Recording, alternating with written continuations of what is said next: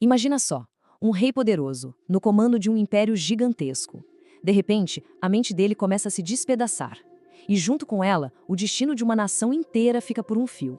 E o mais inacreditável é que essa cena não é ficção, aconteceu de verdade, lá nos corredores do poder, e fez todo mundo se perguntar como assim, como isso é possível. Olha, se histórias que revelam o lado mais oculto do poder despertam interesse, já considera se inscrever aqui para não perder nenhuma análise. Esse era o rei George III, um homem conhecido pela moral rígida, super devoto à família e ao império. O que vamos descobrir é como a mente por trás dessa imagem de poder absoluto mergulhou num abismo tão profundo. Nossa análise começa exatamente no momento em que a luta privada do rei vira uma crise pública, uma crise que vai abalar as próprias bases do Império Britânico. Aquela noite de 1788 em Windsor foi um verdadeiro caos.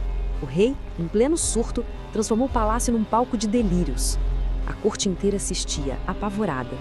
O homem que comandava exércitos agora conversava com um travesseiro. E essa frase do médico real, o Dr. Warren, foi como um decreto.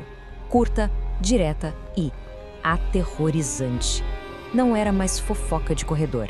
A condição do rei agora era um fato oficial, uma crise de Estado. E a pergunta na cabeça de todo mundo era uma só. E essa questão não era só médica, não. Era uma bomba política. Com o rei incapaz de governar, quem assumiria? A busca desesperada por uma cura ia levar a métodos brutais e a uma ciência que mal sabia o que estava fazendo. A medicina do século XVIII simplesmente não tinha respostas. E diante do desconhecido, os médicos do rei apelaram para medidas extremas, transformando o tratamento em uma verdadeira sessão de tortura. Agora, o que é realmente chocante aqui é o que eles chamavam de cura. O corpo do rei virou um campo de batalha. Imagine só, emplastros que queimavam a pele para supostamente tirar os maus humores, purgantes violentíssimos. Cada método era mais agressivo que o anterior, e todos completamente inúteis. A camisa de força virou o grande símbolo daquela era. Aquilo não era um tratamento, era uma forma de conter uma fera. Isso mostra a total falta de compreensão sobre a mente humana. Nem mesmo a coroa conseguiu proteger o rei de uma abordagem tão primitiva para uma condição tão complexa. Hoje, a gente trabalha com duas teorias principais. A primeira é a porfiria. E a evidência para isso? Níveis altos de arsênico no cabelo dele. Esse veneno pode ter sido gatilho para os surtos. A segunda teoria aponta para o transtorno bipolar. Uma análise das cartas que ele escrevia revela uma linguagem muito acelerada, repetitiva, um padrão clássico de episódios de mania. Enquanto os médicos travavam uma batalha que já estava perdida, a arena política pegava fogo.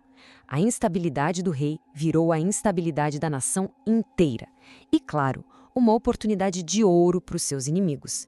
E esse quadro aqui ilustra bem o tamanho do problema. A Grã-Bretanha tinha acabado de perder as colônias americanas e agora encarava Napoleão. O império precisava de um líder forte, mais do que nunca. Esse vácuo de poder era perigosíssimo, e os grupos políticos da época viram ali a chance de tomar o controle, usando o filho do rei para isso. E a solução veio com essa lei, a Lei de Regência. O poder foi oficialmente passado do pai para o filho. Foi uma medida constitucional, que na prática permitiu que o parlamento redesenhasse o poder do Estado. E isso deu início a uma era completamente diferente. E o contraste entre os dois não podia ser maior. George III era o rei fazendeiro, com hábitos simples. Já o filho dele, o futuro George IV, era um playboy que amava luxo, festas. A mudança no trono significou uma mudança na alma da monarquia. A Era da Regência virou uma história de dois extremos. De um lado, o brilho, a ostentação da corte, e do outro, uma crise social que só piorava nas ruas. O príncipe regente gastava fortunas para construir uma fantasia de poder. Palácios e pavilhões exóticos funcionavam como propaganda, sabe? Uma exibição de status. Tudo bancado com dinheiro público, enquanto o país pagava o preço humano e econômico de guerras intermináveis. Essa citação do historiador Robert Salt resume perfeitamente essa contradição.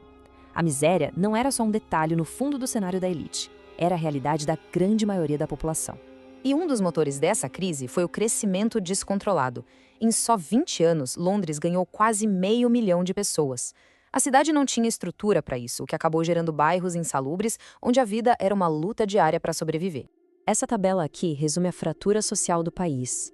De um lado, a riqueza e o poder da elite, do outro, a pobreza, o desemprego e a fome das massas. Eram duas realidades completamente diferentes dentro de um mesmo país, que estava à beira de um colapso. Enquanto a regência vivia seu auge de brilho e contradição, o velho rei, a causa de tudo isso, ia desaparecendo do mundo, trancado dentro do seu próprio palácio. A recaída de 1810 foi o ponto final. Dessa vez, não teve volta. Para George III, a porta da mente se fechou para sempre, e ele mergulhou numa última década de completo isolamento. Seus últimos 10 anos foram uma despedida lenta. Recluso em Windsor, as cataratas levaram sua visão, a audição falhou e a demência apagou suas memórias. O homem que um dia governou um império agora vivia num mundo de silêncio e de sombras. E talvez o mais triste de tudo seja isso. Ele partiu sem saber que a rainha Charlotte, sua companheira de uma vida inteira, já tinha ido embora. Ele também não soube que a Grã-Bretanha finalmente tinha vencido Napoleão. O mundo pelo qual ele tanto lutou mudou para sempre, sem que ele sequer notasse.